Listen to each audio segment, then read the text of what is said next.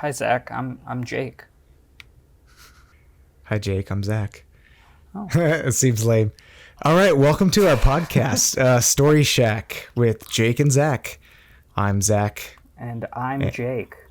Welcome to the cozy comfort of our little cabin in the woods. Come on in and sit by the fire while we spin a yarn. Put up your feet. Get your toes all nice and toasty. Stupid. But don't get too comfortable because we're talking horror today. Boom, boom, boom.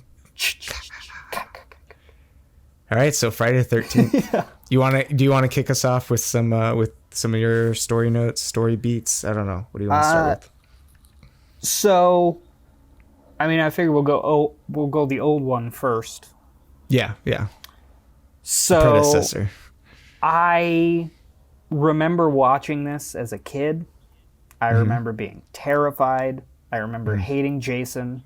I remember my brother and his friends all watching it in our basement, and they invited me along so that they could easily scare me anytime something popped out. Just scare me. I'd go running up the stairs. But honestly, as an adult, as a 31-year-old, it was kind of cheesy. It was kind of campy to me. And so I felt like, there's a big twist. This one is definitely different from the remake in that aspect. Yes. But the remake also kind of felt like it was almost a continuation. I have some stuff I looked up about that we can discuss in a little bit. Okay. Or I guess I could add in now. I guess that makes sense. You're bringing it up, right? Yeah. Bringing it up. So from what I read was that they looked at not Jason, but the Friday the 13th remake as a reimagining of the first 4 films. Okay. So you have to keep that in mind. And when I knew that, read that, I was like, oh, that makes more sense. Especially when they kind of start with it's okay to bounce back and forth between the two, you think? Yeah. Okay. Just so that everybody knows, we watched the old Friday the 13th and the remake, and we're kind of comparing and contrasting. Yeah, so Friday the 13th, 1980 was the original. Then there was the remake that was produced by Michael Bay, or he was one of the producers, 2009. Right. Also titled Friday the 13th. It was noted that it was a reimagining of the first 4. So when you get all the exposition type stuff over the intro credits of the 2009 version, it mentions the mom and stuff just because everyone knows that Jason's the killer and the rest of them, and he's like the main figurehead, right? Whatever, with the mask. So he needs to be in it, right? Who knows if they're gonna do more than one or not. You're not gonna have the surprise of it being that too. Yeah, it's lost on the audience. That's the other thing with this one and some of the other ones that we're gonna be talking about future episodes. You have to have that in mind as you're coming to an audience that already likes the characters most likely, or likes this franchise, right? And wants to see that. So you gotta entertain that audience, but you also gotta make room for new viewers that may not be as familiar. Right. So to bring something new to it, not rehash the exact same thing, but still have stuff in there. Going back to your point of it being campy for the 1980, the original one. Right. Yes, very campy. Yeah. That's how the 80s. It's a slasher thing, genre, but they're also campy. You get that with other stuff too. I'm blanking on my thought. If you have something, you can go ahead.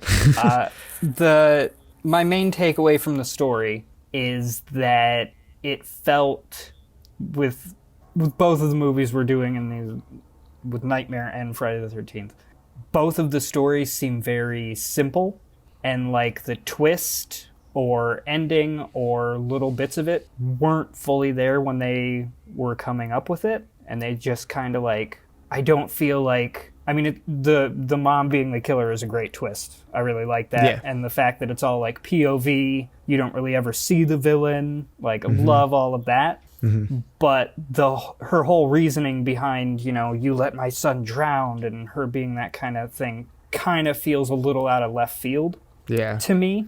And I feel like, I mean, the remake was essentially those first 4 movies, so it didn't really have any of that. But there is a little element with the mom in the remake of like the woman that kind of looks like her and has her pendant.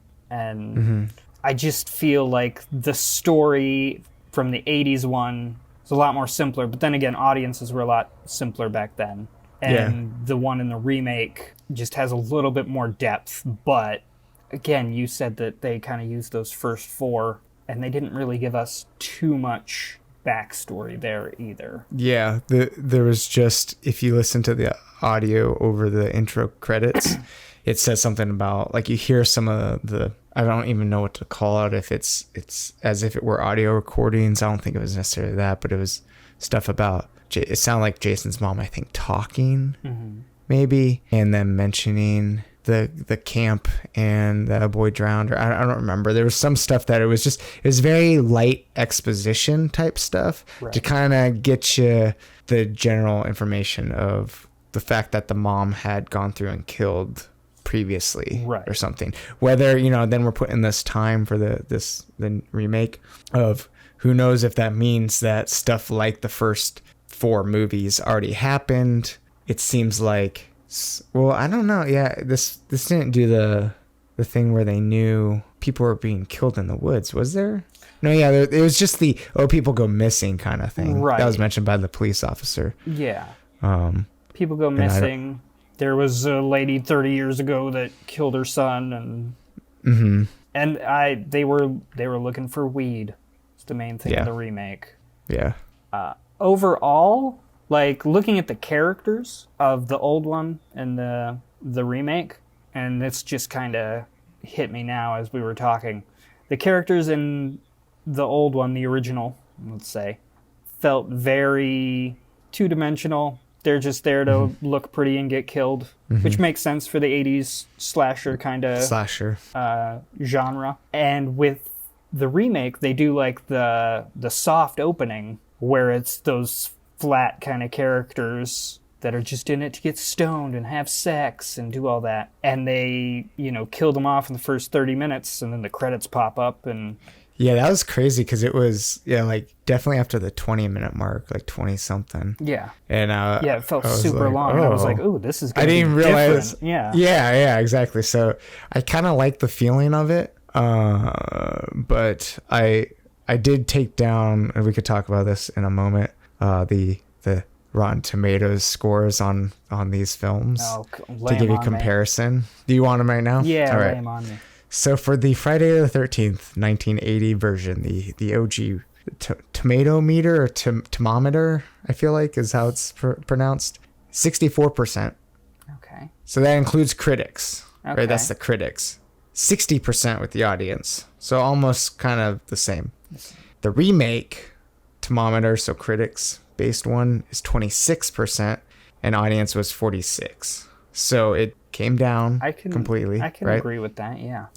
Yeah, that's how I would feel, because it's definitely not a great film, and I'm surprised that that's still pretty low, but I think that's a fresh score for the 1980s one for critics, where just barely, because I think the threshold's like 60 or something, 50 or 60. I mean, you got to think, when you're making a horror movie in general, it's not going to be, it's genre type stuff. So you're not going for gold here. I mean, I guess maybe nowadays things are different with Get Out, and horror's kind of having a small little resurgence and becoming more kind of critically acclaimed.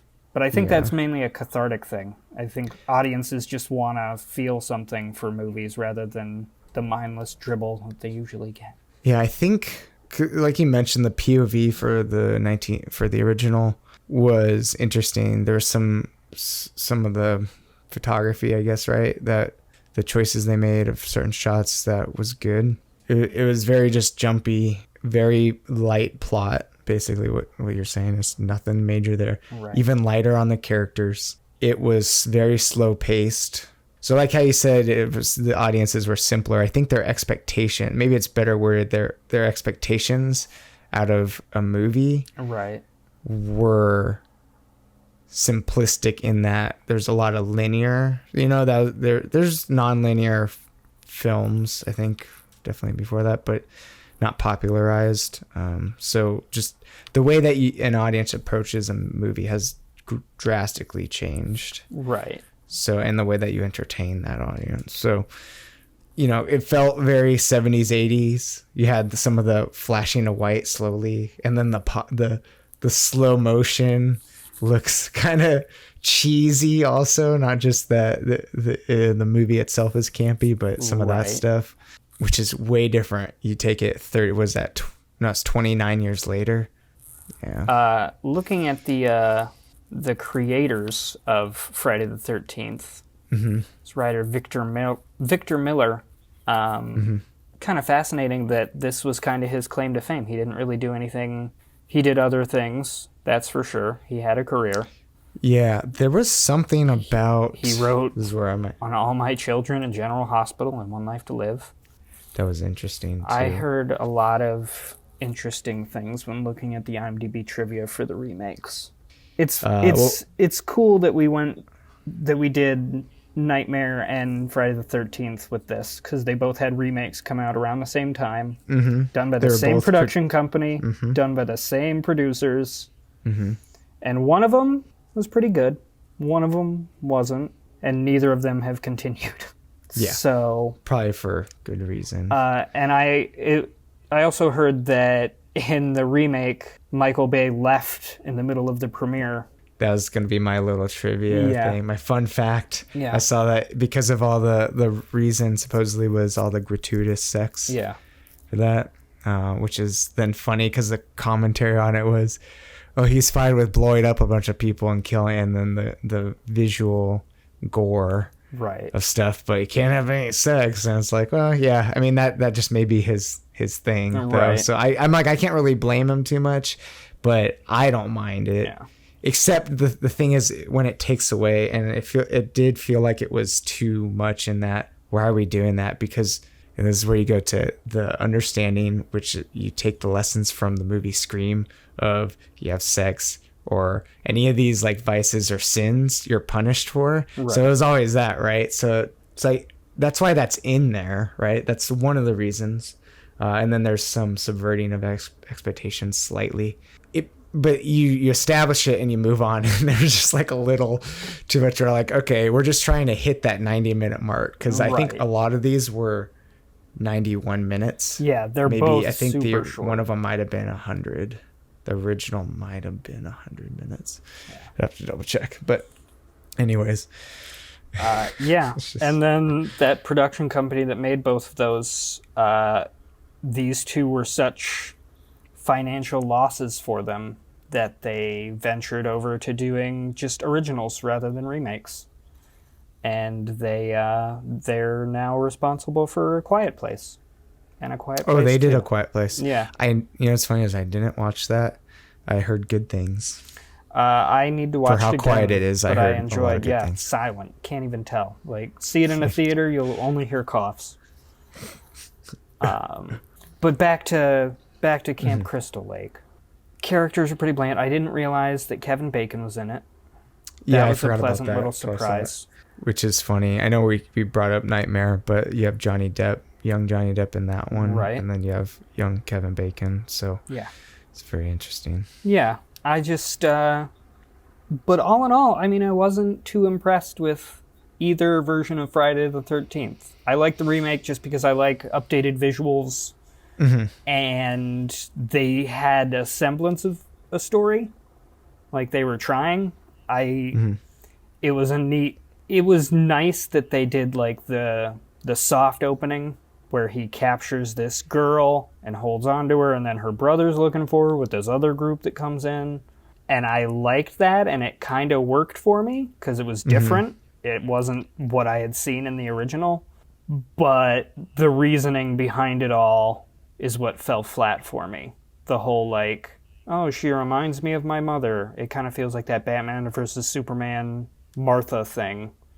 Oh yeah, definitely. Where I don't like the reason particularly. Yeah, it's just, it feels like it's, I mean, I can understand its reasoning from like an introspective way, but portraying it in films or stories at least visually, is very difficult to do. Mm-hmm. And it just felt like that's where they kind of lost me, where it was like, all right, he held on to her to like, she reminds me of his mother. And yeah, it just seems like a very, I'm going to say it, bullshit reason. And it feels very out of character. It's there. Yeah. I know. It makes me think of, so one movie that I really liked, which I think was '07 or something, that was definitely before this. Oh, that's what it was. I think the writers on the remake for Friday the 13th were part of the, or maybe it was someone else on the crew, but part of the Freddy versus Jason, which was 2007. Mm-hmm. So that did pretty well, and I really liked that movie because it takes the essence of both characters, and obviously you kind of have to understand some of it to understand what's going on, but they do a decent job of explaining. I don't want to go too much into that movie, but just part of that is the essence of, well, what is Jason really afraid of? Because if Freddy is about scaring people in dreams, well, what's the fear of? Like Freddy's is probably fire, right? Because of being burned alive, and then so his in that movie specifically was water because he drowned, for Jason.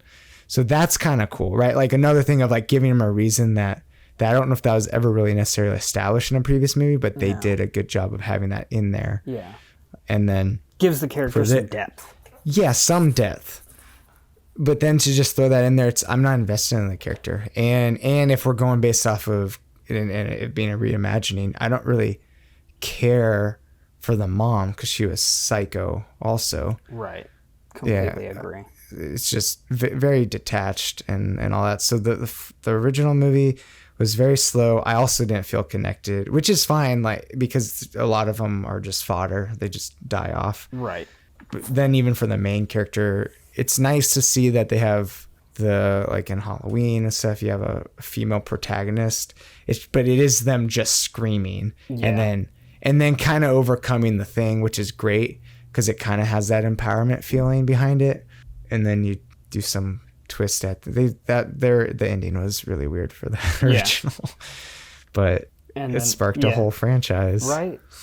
Yeah. So that's nice. And I mean, that kind of like, it's interesting because it sparks a whole franchise, yet the main villain from the entire franchise isn't even in the first movie. Mm-hmm. Which I think people forget, right? Yeah, I completely forget. I mean, even with the like poster, it's kind of his silhouette, but it's not really his silhouette, it's his mom's, but is his mom shaped like a giant man? Because that's kind of what the silhouette on the box, the poster looks like. So, that's kind of, I mean, kudos to them for that. And like, I don't know, when I've tried to come up with stories, I always come up with something cool, or at least I think it's cool, but then like try to have the backstory behind it. And they actually kind of had the balls to do the backstory before they came up with the thing. Because I can't imagine, I want to see a documentary on that now. I'm kind of curious how all 9, 10 of these Friday the 13th movies ended up kind of formulating, because the first one doesn't have a hockey mask. It doesn't. Was there a machete? I don't think she even uses machete. Yeah, she uses a machete. She used a machete to cut her hat off. Yeah, and I think she had the machete when she was trying to attack, I forget the main girl's name, but trying to attack her. Exactly. I think don't for remember a second, the main girl's name. Yeah, I know, exactly. The whole thing, and that's the thing is, for that one, I honestly just kind of put it on in the background and was listening and going, okay, yeah, I remember this part too. And then I'd look over and watch a little bit, and I was like, okay, yeah. Same. For honestly, both of the Friday the 13th, they really, I was just not that into them. They were slow. They were like, no discredit to them. There's other ones in the series that I'm sure that once I started watching, I would love. I've never seen the space one. I've never seen Freddy versus Jason. Freddy versus Jason. That's a the fun one where Jason takes Manhattan. I didn't see that one. Like I remember seeing them when I was a kid. My brother would always watch them. But so unlike you, I never saw. I don't think I saw most of them because I still haven't watched all of them. I think until I was probably more of a teenager. Mm-hmm. But I knew about them. But I remember I saw Nightmare on Elm Street before. And Alien, like some of those kind of horror-y ones, which that one I think is in 79. And again, another female protagonist. So there's this thing going on around that time where there's a female protagonist who kind of can do something, maybe not. Ripley is a different thing though. She actually is a little bit more badass even in the first one, and then more so in the second movie. So, but that's topic for another podcast. Another part of the IMDb trivia that I remember reading, and one of them was that Nightmare on Elm Street and Friday the 13th are meant to be in the same universe, and were meant to be in the same universe from the beginning. From like the beginning. What? Also, no, it was Nightmare. It was Nightmare that they did it. Never mind. There's an Evil Dead connection. Oh, I probably heard that once before. I have to think about it. But... In Nightmare on Elm Street, they're watching Evil Dead.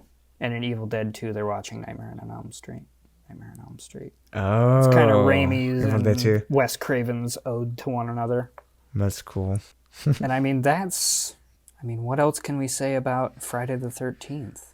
I mean, you have the shock in the 1981 of the gory, as much gore as they would do. Right. And I'm sure for the time it was really scary.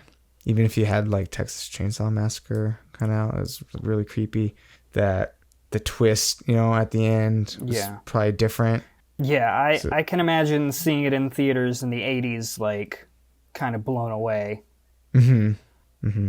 But knowing the story and everything, and then watching it now, it just kind of feels like it's very out of left field. But I guess that's what makes it a twist. Yeah, exactly. Yeah, that's kind of what I was thinking with it. Classic with the dead bodies revealing or being revealed towards the end kind of thing. That's always a good one. Right. Oh, one or two things I like to note on the 2009 remake was how Jason is different.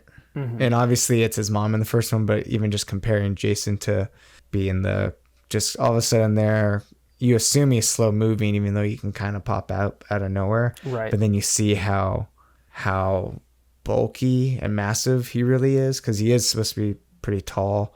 Right. For one. That's the thing. I like the sound design or whatever you want. Would sound design be the appropriate, or just I think sound design, the sound mixing, because there's a lot of louder like thuds kind of stuff when he's walking or kind of moving fast. It really gives more weight to him. I don't like the idea of him being super fast. Right. Just but it was kind of a nice change. I think it worked a little bit more on this one, but then there's other things where it just fell short. So I just wanted to talk about something positive with it. Something that was interesting on the IMDb trivia about the remake, Jason uses tunnels to get around under the camp, and that's how he moves so fast. That's a good point. Yeah. Okay. So he's... Yeah, I don't know. I'm kind of curious how he survived there that long. I guess he could eat fish all the time. He does live next to a fairly abandoned lake, so a lot of time to dig tunnels. He's killed probably quite a few people that we don't know about. I believe he's he's a cannibal. Out of it's never been established. Out of all the horror movies and stuff, I believe Jason has killed the most amount of people. Oh, I'm sure. I'm going to look it up right now. So Jason's different. While you do that, I'll just maybe talk about. Yeah. So I wrote Jason's different. He's faster. Just it feels more menacing because of that. I don't know if it makes it better or worse. Right. He's more ferocious. Like that opening, the soft opening when he chases after her and goes to slam down before it cuts. That was oh shit. Okay. I like that. I wrote down that they cut away from the first kill that we see. Yeah. I think which is kind of, again, that's another thing where they don't show a whole lot. So there's some stuff where I'm like, that's a good idea. But then there's other things where they just show it happen. Like him basically, I don't know, did he crush the Asian guy's head, or how did he do that again? He went with the machete through the one guy that was in the bear trap. Right. Yeah. So yeah, I went further in the movie for a second, but I was Yeah. trying to think of some of the goriness, the axe of the back of the black guy, But and that then was he just such a push it quick. through. It was such a Yeah. quick cut. Yeah. Definitely. Yeah, I don't The remember. girl got burned in the sleeping bag. Yeah, that burned was alive. pretty brutal. That shows a little bit. So it's Yeah. yeah. It's just interesting that there's a couple that they made quick, which makes you feel like how they used to do in the 80s, where they show something. What I do like about the 80s, you have prosthetics and the makeup for different things. I like it better, even if you can tell it's fake. It looks so creepy and gross that it's believable. Yeah. I don't want to say that it's real or seems real, but believable. And so there's something about that I've always been fond of. Yeah. And Same. it gets lost with CGI. Good CGI is okay. I'll talk about it in Nightmare because there's some in there that's like, oh man, this is kind of bad even for the year it came out. The one kill that really took me out of the remake was the girl under the deck. She's under the pier. Yeah. Like totally into it when he like stabs into the top of her head. Blood comes gushing down. Great. But then when he pulls her up to like take his blade out, and it's just a tit shot. Yeah, like, it's boobs. Boobs. That's when I was like, all right. That's probably where Michael Bay walked out. Yeah, maybe because he's like, oh come on, really? Because like you didn't need that part. It is a maybe just cut away, but it is a how would he pull it? That's how he would do it, but then you have to be gratuitous. Yeah. The one guy that takes the arrow through the head, that was pretty. Yeah. Because then he looks around and it kind of dangles for a second, and it's like, whoa, shit, and then that's the thing, is the kills were pretty good. Yeah. Most of them were pretty good. Yeah, absolutely. And brutal, and it felt updated because that's think about. Was Saw 01 or 03 or something? We start getting into some really gory stuff. So this is kind of tame compared to some other things that were coming out. Yeah. So again, in its time, it was only 12 years ago, but pretty interesting for that. Yeah. If we're gonna show it, they were, tasteful. For lack of a better term. Yeah. Like I still keep thinking about the chick that he dangles above the fire in the sleeping bag. That's pretty brutal, and it doesn't show a lot. When she drops out, it's in my head, and it's just like a carcass. It's just plops. Yeah, I mean, it's hard for me to hate any of these classic kind of movies or the remakes. Like I'm a big fan of at least horror remakes because, like I said, they're different for you when you see them as a kid or when you saw them back then, and tastes have changed, and to just see an updated perspective of it is nice. Like, I like that. Mm-hmm. So I like the remake or the reimagining more than the original, but still, 20% tomato meter kind of. Yeah, it was pretty low. Yeah. I wasn't impressed. I wasn't like, oh, I wish they had more of these 18. Yeah, there's that. Yeah, it's fine to not continue on. Yeah. They were both entertaining in their own regard. And I do prefer the newer one, which is, yeah. I think part 2 might be better for Friday the 13th. To be honest, I can't remember. I know now that I've watched. I'm gonna go watch one of them. Now that I've watched these two, I kind of want to watch all the other ones because I remember you want to see what's under that fucking mask. Yeah. And then they've got that one poster that has like worms and stuff and. Mm-hmm. Well, that's the Jason Goes to Hell one, I think, right? That's like number 5, I think. I can't. It's funny. I didn't see all the movies, but I can recall the covers for each, and then probably know what. The space one was weird. See, that's one of the. That's like probably the third one I ever watched again when I was a teenager, and I was like, "What? This is weird." Yeah, I feel like Jason gets into some weird territory. Yeah. I mean, I guess they all kind of do, but. What was the other thing? Oh, so yeah, just in general, you have not a great plot in the remake, but maybe a little bit better. Like there's more to it than the original. Again, still not great. The original had some nice authentic things I want to say about it that were probably better, but then just seeing the updated version, it's easier to sit and watch that one if I need to. Right. again, they're both entertaining. Yeah, exactly. So, I didn't mind having them on, but they didn't really grab my attention. Yeah.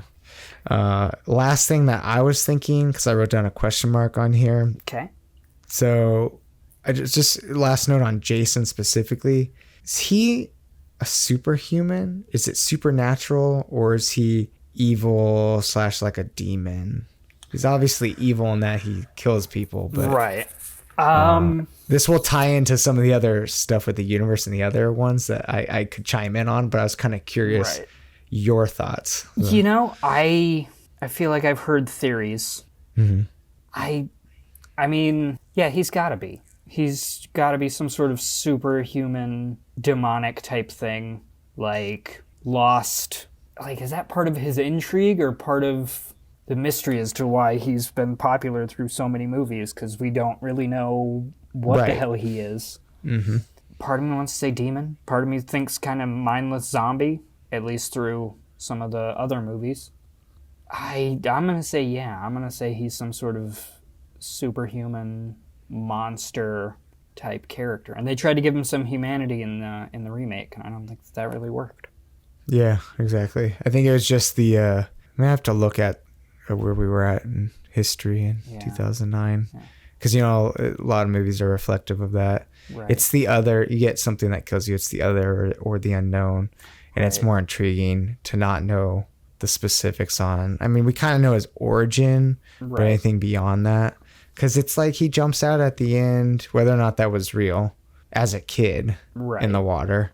But then he's a full grown, and he drowned as a kid. So why is he an adult size, like crazy? Yeah. So lots of questions. There's some questions there. My last two little bits that I have. 2 bits? According to the internet, Jason Voorhees has the most kill counts out of all horror movies. What number do you think?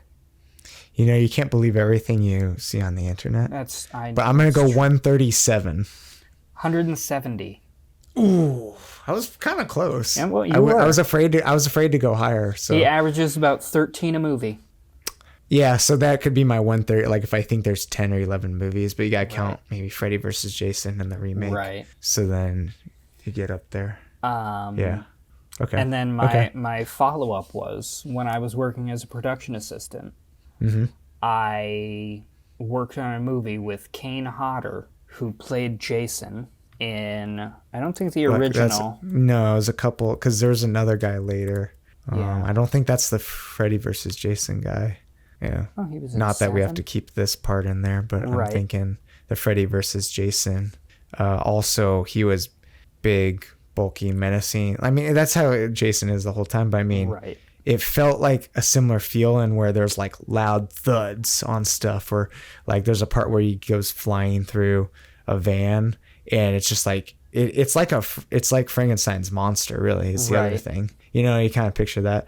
And so it's funny because I think that was a couple years before this one for the remake, and it seems like they kind of kept a similar style for him, but he wasn't fast in that. Like, he didn't move super fast. He was still kind of the same old. So that's what, like, that one is a really good one.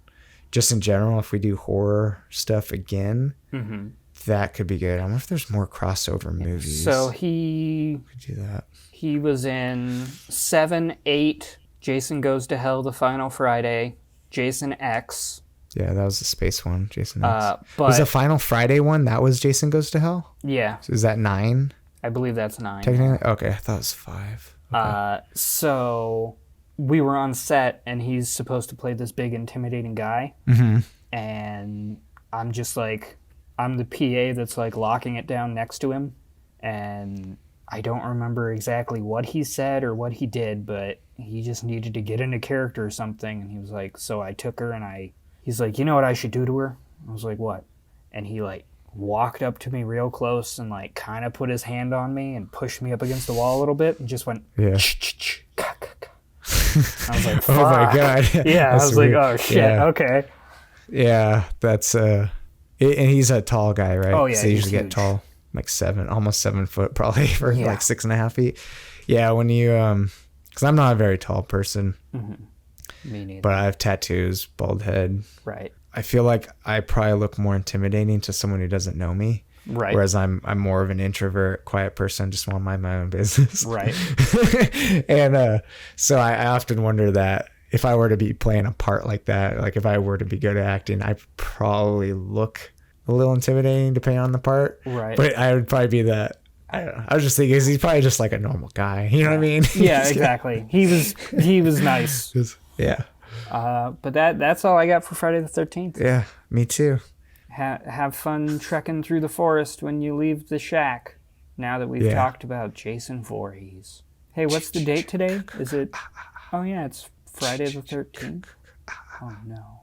Oh no. Oh my. Oh no. All right, we'll lock up the cabin. You guys, good luck out there. I'll give you a pipe bomb or something in case you get in trouble. Okay. Goodbye. Get out of here. Get out of here, crazy kids. Go on, get out of here, you.